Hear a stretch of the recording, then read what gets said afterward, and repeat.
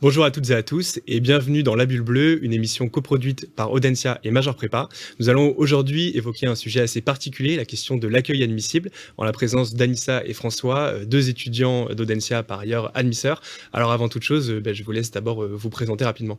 Alors moi je m'appelle Anissa, j'ai fait ma prépa au lycée Kléber à Strasbourg. Je suis actuellement étudiante en première année à Audencia au programme Grande École en English Track et je suis aussi présidente du bureau des étudiants et j'accompagne François dans l'organisation de l'accueil admissible. Donc moi, je m'appelle François, je viens aussi du lycée Kléber à Strasbourg. Mais moi, j'ai intégré après 2 ans et donc je suis aussi en première année en English Track, pareil. Et moi, je suis responsable de l'accueil admissible au sein du BDE. Donc c'est un pôle à part entière dans le BDE et j'en suis le responsable. Ouais, vous avez donc traversé la France de part en part pour rendre à Audencia, ça dénote une certaine motivation. Alors peut-être avant de parler de tout l'ensemble du dispositif que vous avez mis en place, vous le savez, c'est une année assez particulière, forcément un peu anxiogène pour les candidats. Peut-être en introduction, pouvez-vous rappeler un petit peu comment ça va se passer cette année et si les modalités changent un petit peu par rapport, j'allais dire à l'année dernière, mais non, à 2019, puisque on le rappelle, l'an passé, malheureusement, il n'y a pas eu d'euro. Bien sûr, il y a eu beaucoup de changements parce qu'il fallait respecter les règles sanitaires. C'était obligatoire en cette période. Et donc, par exemple, par rapport, on pourrait parler du logement. Donc, c'est une première chose qui change. D'habitude, c'est plutôt un logement chez l'étudiant qui est privilégié. Mais cette année, ce sera uniquement un logement à l'hôtel pour vraiment permettre un nettoyage tous les jours après le passage d'un étudiant et éviter qu'il y ait des problèmes au niveau de la pandémie. Après, par exemple, quel autre changement les animations, on va essayer de respecter les distanciations sociales, faire par petits groupes, donc par exemple par groupe de 6 pour respecter les règles, sauf si ça évolue d'ici là, mais actuellement c'est sur ce sur quoi on part. Et après, je sais pas, pour les modalités des euros, peut-être Anissa, tu veux rajouter quelque chose? Ouais, je pense que c'est surtout au niveau logistique qu'on a essayé de faire le maximum pour respecter les règles sanitaires. Après, au niveau de la modalité des oraux, que ce soit l'entretien de personnalité ou les oraux de langue, ça change pas, c'est la même chose que les autres années. Donc je pense que les étudiants sont préparés et sont prêts à passer leurs oraux. Bien, merci pour ces premières explications. Alors peut-être pour que les candidats puissent vraiment se rendre compte de la manière dont ça va se passer, est-ce que vous pouvez détailler un petit peu justement la journée d'un candidat et peut-être même revenir à la veille, puisque vous le disiez, hein, tu le disais François, justement les étudiants peuvent se rendre à l'hôtel la veille pour ceux qui le souhaitent. Comment ça va se passer concrètement et quelle est la prise en charge que vous assurez? Donc généralement, les étudiants arrivent en fin d'après-midi, donc on se charge de les chercher, qu'ils arrivent à la gare. À l'aéroport, on essaye d'envoyer quelqu'un pour les récupérer, pour éviter qu'ils fassent le trajet seul jusqu'à Audencia. Donc là, le premier soir, ils vont arriver à Audencia. Il va y avoir un petit côté administratif pour vérifier que tout est en ordre au niveau des hôtels et des repas. Normalement, ils vont pouvoir se restaurer à Audencia. C'est aussi une particularité de cette année, c'est qu'il n'y aura pas de restaurant, parce que avec les normes sanitaires, c'est compliqué. Donc, il y aura des food trucks qui seront présents à Audencia pour qu'on puisse se restaurer. Et donc ensuite, vers 21h, 21h30, on quittera le campus d'Audencia. Et ils pourront rejoindre l'hôtel où ils dormiront. Le lendemain matin, on ira les récupérer à l'hôtel. Pareil, on en enverra des personnes pour les récupérer, qui les ramèneront à Audencia. Il y aura un amphi de présentation de Nicolas Arnaud, de la direction. Ensuite, certains partiront déjà pour leurs euros le matin, pendant que d'autres auront le droit de s'occuper par des animations que leur proposeront les admisseurs. Au midi, il y aura un repas aussi proposé au restaurant universitaire qui est à côté d'Audencia. Et l'après-midi, c'est pareil, c'est juste qu'on inverse les rôles, c'est-à-dire que ceux qui ont passé leurs euros pourront se détendre par des animations et d'autres iront préparer leurs euros. Et donc, c'est ce schéma qui se répète tout le temps. Et pour ceux qui auront fini leur journée d'euros, on proposera par exemple d'aller dans des bars le soir ou peut-être d'organiser des petites soirées pour ceux qui veulent vivre l'ambiance Audencia le soir. Justement, on va l'évoquer cette ambiance Audencia avec la seconde rubrique, en ébullition.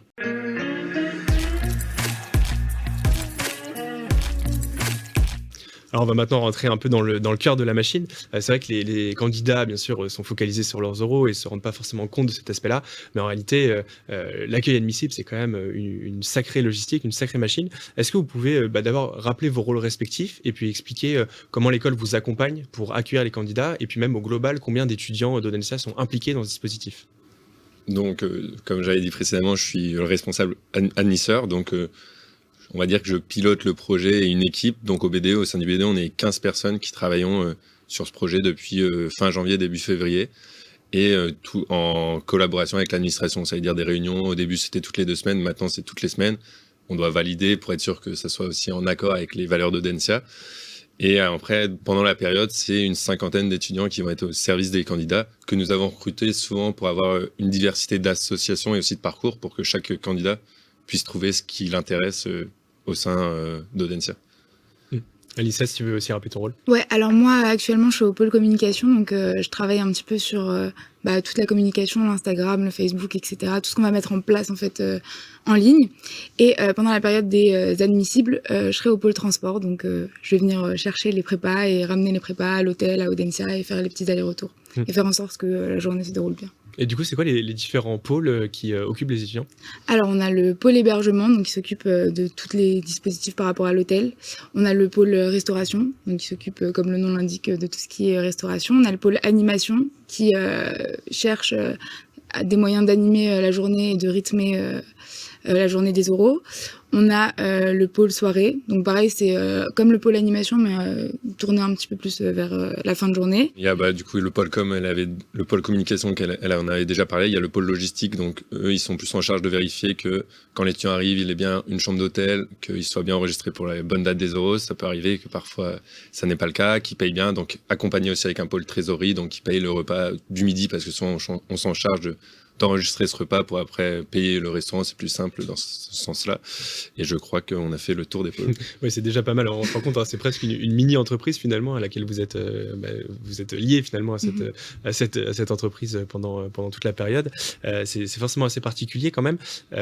Ça s'apparente aussi un peu à une expérience professionnelle finalement. Et ça rejoint un peu la question que je voulais vous poser. Pourquoi vous avez choisi d'être admisseur dans la mesure où, on le rappelle, l'an passé, vous n'avez malheureusement pas pu constater par vous-même les oraux et voir comment ça se déroulait concrètement. Alors personnellement, j'ai cubé, donc j'ai passé les oraux il y a 1 an. C'est une expérience qui m'a beaucoup marquée parce qu'on rencontre plein de gens, on découvre de nouvelles villes, de nouvelles écoles, etc. On échange avec beaucoup de monde. Et j'avais envie après cette année passée à Audencia, j'avais envie de partager moi-même mon expérience et d'aider les futurs prépas dans leur choix d'école. Même son de cloche pour toi, François, j'imagine? Du coup, moi, c'était un peu particulier parce que j'ai pas vécu les oraux. J'étais un peu déçu de pas vivre cette expérience dont tout le monde m'avait parlé, mes grands frères, d'anciens élèves.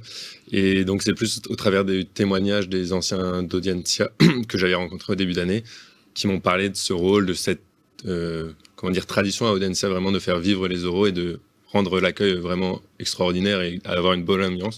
Et c'est à travers ce témoignage des anciens que j'ai eu envie de faire ce rôle et de vivre les oraux, mais de l'autre côté, cette fois. Ouais, et justement, si on revient un petit peu sur votre année, forcément, elle a été aussi un peu particulière, hein, comme les préparationnaires, marquée évidemment par le contexte de la pandémie. Mais néanmoins, j'imagine que si vous avez voulu être admisseur, c'est que vous avez aussi quelque chose à transmettre. Vous avez tous les deux eu un rôle important au sein du BDE, enfin, vous l'avez toujours d'ailleurs. Si vous deviez résumer un petit peu votre année en quelques mots, qu'est-ce que vous pourriez dire? Peut-être pour commencer, François. C'était une année très particulière, c'est sûr qu'on ne s'attendait pas à ça quand on arrive à Audencia. On nous a vanté beaucoup d'events et donc on s'y attendait à vivre cela, mais on s'est adapté, on a quand même réussi à rencontrer beaucoup de monde. J'entends des témoignages dans d'autres écoles où c'était plus compliqué. Nous, on est contents, on a quand même réussi à former une liste BDE de beaucoup de personnes, de rencontrer d'autres associations et donc ça s'est très bien passé. Et je pense qu'on a quand même réussi à vivre une partie de l'expérience Audencia au travers des soirées et du peu d'événements qu'on a réussi à organiser. Et vous avez eu aussi quand même une campagne, ce qui est quand même une bonne chose que tu peux raconter peut-être dans les grandes lignes. Je rejoins François sur ce qu'il a dit et je pense que ce qui nous a permis de rencontrer beaucoup de monde, c'est justement que les campagnes, elles ont lieu assez tôt à Audencia et donc dès le début, l'échange il est encore plus facilité par le fait que tout le monde cherche à savoir qui liste, qui va lister quoi, etc. Et au début, c'est vrai que notre liste, elle s'est constituée un petit peu en ligne sur un groupe Messenger. On se croisait à Audencia, on savait pas trop si on était vraiment dans le même groupe Messenger ou pas. Et au final, on a eu l'occasion de se rencontrer pour mettre en place un petit peu la campagne. Et je pense que ça a créé beaucoup de liens parce que malgré le contexte sanitaire, on avait tous envie de rencontrer du monde, on avait tous envie d'une nouvelle expérience. Et donc je pense que c'est ce qui nous a encore plus liés. Et aujourd'hui, je pense qu'on a un BDE assez soudé. Alors ça c'est pour le BDE, mais tu l'as dit, enfin vous l'avez dit aussi tous les deux, votre objectif ça a été de créer un groupe d'admisseurs assez éclectique pour que tout le monde finalement puisse s'identifier. Grosso modo, c'est quoi un peu les profils qui existent et peut-être, enfin j'imagine que ça se rapporte aussi aux assos. Comment vous avez réussi justement à créer cette espèce de groupe diversifié et en même temps cohérent? Alors déjà, on a essayé de recruter un maximum de personnes venant d'assauts différentes. Donc il y a énormément d'assauts à Audencia, que ce soit des assos de finance, de musique, de cinéma. Il y a beaucoup d'assauts différentes. Mais il y a aussi des profils différents par rapport aux parcours qui ont été choisis, parce qu'à Audencia, on a l'opportunité de pouvoir choisir un parcours en première année. Donc pour en citer quelques-uns, on a le parcours RSE. Je crois que François est au parcours RSE. Moi, je suis par exemple le parcours Luxe. Donc il y a aussi ces parcours-là. Il y a aussi la différence entre des étudiants qui sont en English track, donc qui suivent essentiellement leurs cours en anglais, et des étudiants en French track qui suivent exclusivement leurs cours en français. Et globalement, voilà. Si un candidat a une question sur une association RSE, par exemple, il faut qu'il y ait quelqu'un qui puisse lui répondre ou quelqu'un qui puisse lui donner des pistes de réponse. Surtout que c'est parfois des choses qu'on a envie d'exprimer pendant les oraux. Donc c'est pratique si on est mieux renseigné par un étudiant qui s'y connaît. Ok, bon extrêmement clair. On va pouvoir rentrer du coup dans le vif du sujet, à savoir l'accueil admissible en tant que tel. Déjà, comment s'est passé un petit peu votre réflexion? Je pense que vous pouvez déjà parler aussi de la thématique, enfin peut-être vous faire un petit teasing, je ne sais pas dans quelle mesure vous voulez la dévoiler, mais déjà du coup comment cette idée vous est venue, et ensuite de manière très concrète, quelles sont tout simplement les activités que vous allez proposer aux candidats? Donc de tradition à Audencia depuis quelques années, c'est qu'on choisisse un thème qui définisse l'accueil admissible. Donc les années précédentes, il y avait Game of Thrones, par exemple, Star Wars. Et donc nous, cette année, on avait décidé, on avait plusieurs pistes, mais on est parti sur le tour du monde en 80 jours de Jules Verne. Premièrement, parce que Jules Verne est nantais, donc ça collait bien avec Audencia, et qu'on aimait bien ce thème parce qu'il y a plein d'idées qui en découlent, comme l'audace de découvrir, c'est aussi le slogan d'Audencia en quelque sorte, Never Stop Daring. Et donc c'était plein d'idées on a eu plein d'idées autour de ce thème, et donc ça nous a donné envie de le développer, on va dire. Et justement, Alissa, comment vous allez très concrètement exploiter ce thème et quelles sont les activités que vous allez proposer? Alors, on a travaillé un maximum sur la décoration du campus. On essaye de faire en sorte que le séjour des admissibles, ce soit un petit peu comme un voyage, comme le sous-entend le thème. À côté de ça, on essaye aussi de travailler sur des possibles animations malgré le contexte sanitaire, faire en sorte que les étudiants qui soient pas en train de passer un oral puissent se détendre et échanger avec les admisseurs. Donc, pour ça, on va essayer de créer des animations sur le campus, donc des blind tests, des jeux vidéo, des tournois, etc. À côté de ça, on va essayer aussi d'organiser des visites de la ville, parce que Nantes, c'est une ville assez riche culturellement et assez sympa à visiter. Donc, on va faire le maximum pour pouvoir faire en sorte que même en un petit laps de temps, les étudiants puissent découvrir le maximum d'Audencia et de ses alentours. Et je ne sais pas si tu veux rajouter quelque chose. En plus de cela, on pourrait rajouter, on va dire, une traditionnelle visite du campus aussi pour découvrir, surtout qu'il y a des nouveaux locaux à Audencia, donc il faut pouvoir leur montrer aussi. Mais sinon, Anissa a résumé toutes les activités qu'on compte faire, et bien sûr il y aura aussi des espaces détente parce que tous les candidats ne veulent pas forcément faire du ping-pong ou une activité, ils veulent juste se détendre. Il y aura des transats, un coin un peu plus repos, zen, pour se concentrer aussi avant les oraux, parce que ils sont là pour ça aussi. Oui, c'est clair. Et du coup, qu'est-ce que vous préconisez aux candidats? Est-ce qu'il faut mieux rester plusieurs jours pour pouvoir passer ces oraux sereinement et en même temps quand même profiter des activités, ou est-ce que vous avez fait en sorte que tout puisse être condensé en une journée et demie du coup pour ceux qui arrivent la veille? Concrètement, techniquement, ils peuvent rester en une journée, tout est faisable. Mais s'ils veulent vraiment vivre l'expérience Audencia, on pourrait conseiller de venir 2 jours, par exemple. Le premier jour, ils viennent faire leurs oraux, et le lendemain, quand ils n'ont plus ce stress de passer leurs oraux à Audencia, découvrir réellement et vivre l'expérience Audencia à fond. Bon, comme ça, c'est clair, le rendez-vous est pris. Alors peut-être une autre question pour aiguiller un petit peu aussi les candidats. C'est vrai qu'ils n'ont pas eu malheureusement la chance d'avoir des carrés qui ont pu les aiguiller quant aux oraux, puisque on le rappelle, ils ont malheureusement pas pu le passer. Vous êtes les premiers concernés. Pour vous, en quelques mots, c'est quoi un peu l'esprit d'Audencia? Et du coup, pourquoi je vous demande ça? Je vous demande ça aussi par rapport à l'entretien de personnalité, qui est une épreuve absolument déterminante, qui est la plus coefficientée à Audencia pour les oraux. Qu'est-ce qu'il faut y raconter? Et concrètement, voilà, comment on peut démontrer qu'on a les valeurs d'Audencia dans la peau? Alors, je pense déjà qu'il faut s'enlever tout ce stress par rapport à l'entretien de personnalité, parce que c'est vraiment un entretien et le but, c'est un échange avec le jury, et donc c'est pas un enchaînement de questions, etc. Le but, c'est de découvrir la personnalité en face pour le jury. Et donc, faut vraiment se déstresser par rapport à ça. Et je pense que les valeurs à mettre en avant, c'est surtout sa différence et son audace. Faut pas avoir peur d'avoir un parcours un petit peu qui sort de la norme. Ou en fait, faut vraiment assumer la personne qu'on est, je pense, et être en accord avec ses propres idées, et donc pas essayer de s'inventer entre guillemets une personnalité pendant cet entretien. Toi, tu me disais justement en off que tu avais eu pas mal de retours d'anciens par rapport à ça. Oui, moi, si je devais parler de l'expérience Audencia, il y a bien sûr ce côté ambiance, mais c'est aussi Audencia, c'est une école tournée pas mal sur la culture, qui essaye d'évoluer sans cesse aussi avec des idées RSE. Donc, si des personnes ont des idées là-dedans, il ne faut pas hésiter à les développer. Et je pense que, comme disait Anissa, il faut rester soi-même et se montrer sa motivation et qui on est pour que le jury cerne cette personne. Et le jury ne va pas essayer de bloquer la personne. Il va être exigeant, mais son idée, c'est aussi d'échanger et de comprendre qui est vraiment la personne. Alors ça, c'est ce qui est pour le dispositif que vous mettez en place en présentiel, mais néanmoins, l'Académie ne s'arrête pas là. En amont et en aval, vous accompagnez aussi les candidats qui ont déjà passé ou passeront les oraux à Audencia. Je me tourne peut-être vers toi, Anissa, dans la mesure où c'est toi qui gères les réseaux sociaux. Est-ce que tu peux nous parler un peu des dispositifs que vous avez mis en place à ce niveau-là?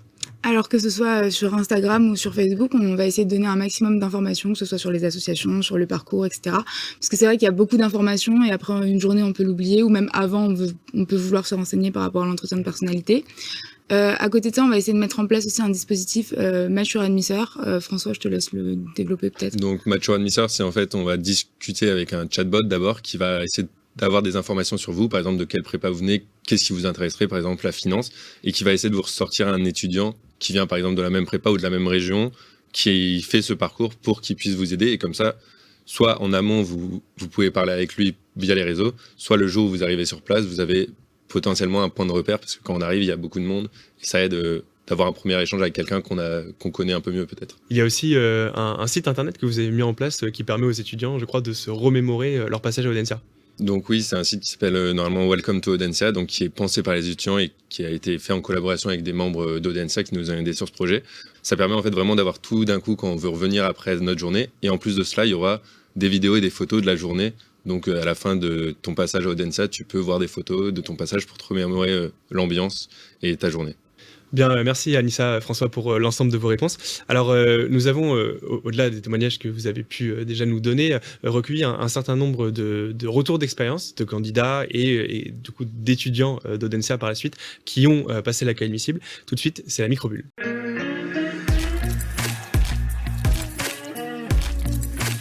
Bonjour à tous, nous sommes Mathis, ancien président du BDE de l'année 2019. Et Marie-Astrid, ancienne présidente du BDS aussi de 2019. Et on va donc vous présenter un peu les admissibilités à Audencia et leurs spécificités. Sachez que vous êtes convoqués donc à 7h30, vous avez la possibilité avant de réserver une chambre d'hôtel avec nous pour pouvoir dormir directement sur Nantes. Et suite à ça, ensuite on vous emmènera depuis l'hôtel jusqu'au campus de Nantes. Et là vous arriverez, vous émargerez, vous serez accueillis par un petit déjeuner. Et ensuite, vous irez tout d'abord en amphi, écouter le discours du directeur général Nicolas Arnaud. Et vous passerez ensuite petit à petit, vous ferez les épreuves, donc vos 3 épreuves. C'est ça, donc en fait il y a votre LV1, votre LV2 et votre oral. Donc la LV1 et la LV2 c'est le même format, c'est-à-dire que c'est un texte en fait que vous devez d'abord résumer puis commenter. Et puis pour l'entretien, pour le coup, il y a un petit exposé. Et après, c'est des questions-réponses avec le jury. Audencia aussi, ses admissibilités sont assez sympas parce que le B2 passe vraiment du temps à les organiser. C'est sans doute grâce à ça que ça fait déjà maintenant 19 ans qu'on est 6e au 6e. Ouais, et puis sachez que de toute façon, on vous suit sur toute la journée. Donc comme je le disais, le matin, vous arrivez à 7h30, émargement, amphi, les premiers euros qui passent. Le midi, on mange ensemble. Et le soir, on a organisé des petits food trucks sympathiques pour pouvoir manger ensemble. Les admisseurs, pour le coup, sont vraiment là pour vous. Enfin, on a une grosse équipe d'admisseurs qui sont là pour vous accueillir, pour répondre à toutes vos questions. Donc vraiment, n'hésitez pas si vous en avez. Nous, on se fait un plaisir de parler de notre école, encore une fois, parce que voilà, on l'adore, donc on veut vous en parler pour vous donner envie de nous rejoindre. Mais n'hésitez vraiment pas à venir nous voir, à discuter avec nous. Et puis, il y aura aussi des activités qui seront organisées tout au long de la journée qui vous permettront en fait, de déstresser. Et de vous amuser pendant cette période qui peut être un peu fatigante et compliquée, on le sait. Bien, merci à nouveau à tous les deux, François et Anissa, pour l'ensemble de vos réponses. Alors, j'aimerais vous poser une dernière question. Les oraux prépa viennent tout juste de débuter. Après quelques semaines de préparation, vous allez vraiment rentrer dans le vif du sujet. Simplement, qu'est-ce que vous voulez dire aux candidats qui seront donc les admissibles 2021 Audencia? Que l'équipe admisseur est là vraiment pour que tout se passe bien, faire en sorte que les étudiants passent bien leurs oraux et tout. Et on est là pour que vous puissiez vous détendre. Et surtout, là, on vous a révélé quelques idées, mais c'est surtout on veut vous régaler de surprises. Donc on vous attend vraiment sur le campus Audencia pour que vous puissiez voir tout ce qu'on a préparé pour vous et vivre l'expérience Audencia. Ça fait plusieurs semaines qu'on prépare cet accueil admissible, donc on a très hâte de vous rencontrer. On a tout mis en place pour que tout se passe bien. Et à côté de ça, vous pouvez aussi nous retrouver sur le Instagram admissible-Audencia ou sur le site internet Welcome to Audencia. À bientôt. Et ben voilà, le rendez-vous est pris, hein, c'est ce qu'on peut dire en tout cas. Une dernière fois, merci à vous Anissa, François, pour l'ensemble de vos réponses. J'ajoute également que, alors tu l'as très bien dit, effectivement, vous pouvez retrouver l'actualité des oraux d'Audencia sur les réseaux sociaux et sur le site d'Audencia, bien entendu, mais également sur Major Prépa avec de nombreuses pages sur le site consacré aux oraux d'Audencia et également sur nos réseaux sociaux, quelques surprises qu'on vous réserve, notamment avec François et Anissa. Mais voilà, je n'en dis pas plus, également un petit peu de teasing, ça fait du bien. Merci en tout cas d'avoir regardé cette émission. Bon courage pour vos oraux et à très bientôt pour un nouvel épisode de La Bulle Bleue.